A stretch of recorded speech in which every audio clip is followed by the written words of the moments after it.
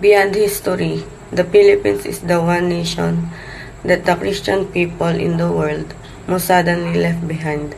Ayon sa Center for Global Education, hindi mababa sa 92% o higit 1 million ng populasyon ang naniniwala sa Kristyanismo dito sa Pilipinas lamang at 4.5 million Muslim in the Philippines. These data are very important because they are based on the historical background and the extensive use of religious texts. Pangunahing paniniwala. There are a lot of different type of texts and rituals. Halimbawa, ang mga Kristyanismo ay may Biblia. Ang Muslim ay may Quran. Ang pag-unawa sa mga teksto, ito ay nagbibigay ng mga pananaw sa kanilang mga halaga at aral. To put it another way, the words pagkakaiba and pagkakatulad. And very important, they should be read and understood carefully. Pero sa atin ay nagtuturo ng kabutihan at pagmamahal na mayroon sa kanilang mga gawi at paniniwala. For the benefit of Muslims, mga pagbabawal in Islam, every animal that is eaten for food such as fish, shellfish, or cows is considered haram, while any animal that is raised for food and considered. Ayon sa pag-aaral, ang Pilipinas ang isa sa mga bansa na may pinakamaraming Kristiyano sa mundo. Ayon sa Center for Global Education ay hindi bababa sa 92% o higit pa sa 100 million ang bilang ng populasyon na naniniwala sa Kristyanismo dito lamang sa Pilipinas. At meron namang 12 million Muslims in this country of nearly 120 million people according to 2024 data from National Commission for Muslim Filipinos in Philippines. Ang mga data na ito ay mahalaga dahil nagbibigay sila ng konteksto sa laki at impluwensya ng mga reliyon. Pangalawa, ang mga pangunahing paniniwala. Ang bawat reliyon ay may kanya-kanyang text at rituals. Halimbawa, ang Christians, sila ay may Bible at naniniwala sila sa kanilang mga santo o puon. Ang Muslims naman ay mayroong Quran. Ang pag-unawa sa mga tekstong ito ay nagbibigay ng insights sa kanilang mga values at teachings. Pangatlo, ang pagkakaiba at pagkakatulad ng bawat reliyon. Mahalagang tukuyin ang pagkakaiba at pagkakatulad ng bawat reliyon. Halimbawa, lahat sila ay nagtuturo ng kabutihan, pagmamahal, ngunit may mga tiyak na kaibahan sa kanilang mga practices o paniniwala. Gaya na lamang sa mga Muslims, narito ang mga listahan ng mga pinagbabawal sa Islam. Ang lahat ng itinuturing na nakakasira sa katawan, isip, kaluluwa ay lupunan ay pinagbabawal, habang ang anumang kapakipakinabang ay pinahihintulutan sa kanila. Ipinagbabawal ng mga Islam sa mga Muslim ang pagkain ng baboy. Ang mga Muslim ay pinagbabawal din sa mga pagsusugal, pagkuha ng interes, paghula, pagpatay, pagsisinungaling, pagnanakaw, panluloko, pangapi o pangabuso sa iba. Pagiging sakim o maramot, pakikipagtalik sa labas ng kasal, hindi paggalang sa mga magulang at pagmamaltrato sa mga kamag-anak, ulila o kapitbahay. And sa mga Christians naman is pwede lahat gawin. And isa sa kanilang mga tradisyon na ginagawa ay prosesyon. At may iba din silang mga ginagawa tinatawag na panata, like penitensya at nasaret, at marami pang iba. Red ay nagsasangkot ng emosyon, damdamin, situasyon. Sa panahon ngayon, tayo ay modernong lipunan, nabubuhay tayo sa kung ano ang gusto natin at walang pakialam sa iba. Maraming Pilipino ang may iba't ibang paniniwala at gawin. At tayo ay may iba't ibang kahulugan at pangunawa. Ngunit tayo ay nagkakaisa na, igalang ang bawat isa. At lahat ng tao, marami ang may interes ito. Marahil sa kabutihan o sa masamang hangarin. Halimbawa, bilang isang magandang halimbawa, ang ilang paniniwala at gawin sa relihiyon ay nakasulat sa nakasulatan. Bilang isang paraan upang maitaguyod ito ay maaaring magkaroon ng malaking epekto para sa ilan. Dahil ang isang ito ay nagsisilbing isang patnubay kung paano mamuhay ng maayos at nakaayon sa prinsipyo ng Diyos. Sa ilang nga kaso, ang mga kultura ng ibang mga bansa ay nagiging kanilang pagkakakilanlan ng mga bansang kung kaya't ang diskriminasyon at karahasan ay naroroon na may hindi pagkakaunawaan sa bawat isa. Ang paniniwala at kasanayan ay mahantong sa miscommunication at may posibilidad na ayaan ang dominasyon at harassment na makakambala. Tulad ng nakikita natin, tayo ay nabubuhay sa isang modernong lipunan. Ang ating buhay panlipunan ay apektado ng maraming aspeto. Kung minsan, tayo ay madalas na hindi maintindihan sa ating pakipag-unayan sa iba dahil sa ilang paniniwala at gawain. Magandang araw sir at magandang araw sa inyong lahat. I-discuss ko lang po yung Black Cat under ng Six Thinking Hats by Edward de Bono. Ang topic po namin is globalization and religion. Paano nga ba nakakaapekto ang globalization o pag-unlad ng ating mundo sa religion? Para sa akin sobrang dami. Pero magpo-focus lang ako sa sa negatibo o yung may potential risk. Kasi yun yung part ko and yun yung kailangang i-highlight sa aking reporting.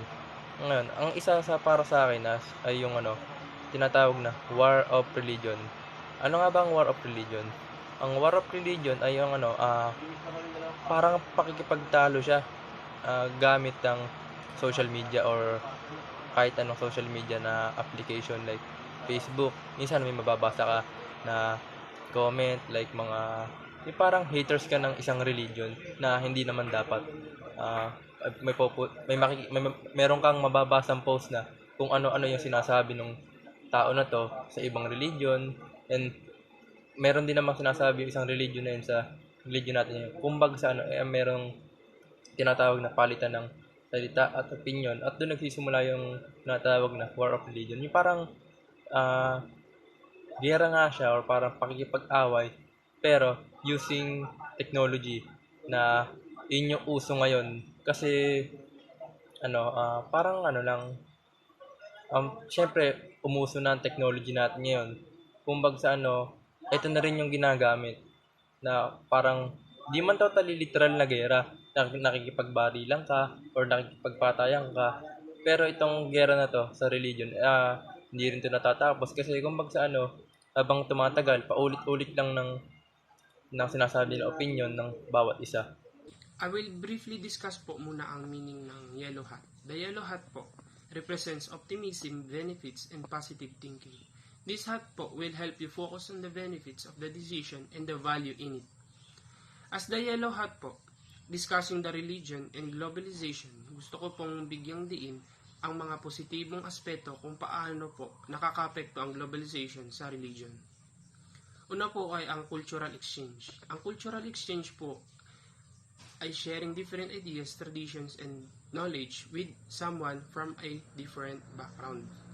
Dahil po sa globalization, nagkakaroon po ng interaction ang iba't ibang reliyon na nagdudulot ng mas malalim na pagkakaintindihan at pagtanggap sa isa't isang reliyon. Ang pangalawa naman pong positibong aspeto ay ang social cohesion. Ang social cohesion po, ang definition po nito ay tumutukoy po sa pagkakaisa ng mga tao sa isang lipunan na nagdudulot ng mas matibay na relasyon at pagkakatulungan. Kaya po, isa sa mga positibong aspeto po ito dahil ang magkatulad po ng relation gawain ay nagpapalakas po sa ugnayan ng mga komunidad na nagdadala po ng damdamin ng mga pagkakaisa.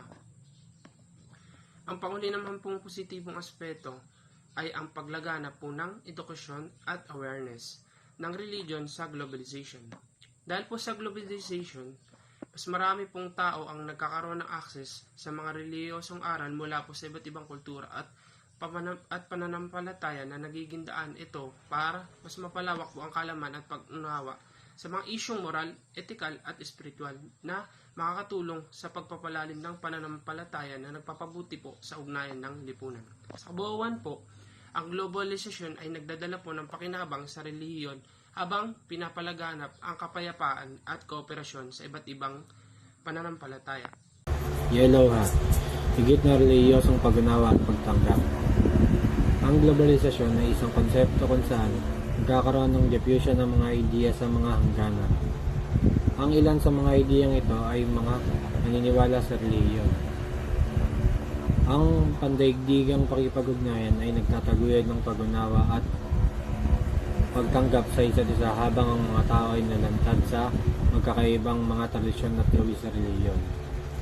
On the positive side, globalization has led to the revival of religion in many parts of the world, particularly through religious fundamentalism. It has provided opportunities for religion to revitalize itself and transform into a religion with a new form and identity. Additionally, globalization has increased interreligious favorability through global contact, promoting interreligious tolerance. I am Mariel Cruz and I have the green hat. Our focus is on new ideas, possibilities, and innovation. Ngayon, tatalakayin natin ang mga makabagong ideya at solusyon sa mga isyu ng relihiyon at globalisasyon. Sa ilalim ng Great Hat Thinking, layunin nating lumikha ng mga konkretong hakbang upang mas mapabuti ang ating pag-unawa at pagtanggap sa iba't ibang relihiyon. Maaari tayong magsagawa ng mga workshop at seminars na pinangungunahan ng mga eksperto. Dito, magkakaroon tayo ng pagkakataong matutunan ang prinsipyo ng tolerance at conflict resolution. Ang mga kabataang may kaalaman at kamalayan tungkol sa pandaigdigang issue ay magiging handa sa pagharap sa mga hamon ng isang interkonektadong mundo. Peer mentorship programs. Maaari tayong lumikha ng mga peer mentorship programs kung saan ang mga nakakatandang kabataan ay magiging mentor sa mga mas bata. Sa pamamagitan ng pagbabahagi ng kanilang mga karanasan, matutulungan nila ang mga nakababata na maunawaan ang kahalagahan ng paggalang at pag-intindi sa iba't ibang relihiyon. Community forums. Ang mga forum na ito ay nag-aalok ng espasyo para sa bukas na pag-uusap sa pagitan ng mga tao mula sa iba't ibang relihiyon. Maglulungsad tayo ng mga regular na kaganapan kung saan ang mga kinatawan ng iba't ibang relihiyon ay makikilahok sa mga talakayan. Ang mga kaganapang ito ay dapat na bukas sa lahat at nagtatampok ng mga mahalagang tema. Isang magandang ideya rin ang art and culture integration. Maaaring isama ang sining tulad ng mga exhibit ng mga lokal na artist na naglalarawan ng mga relihiyosong tema.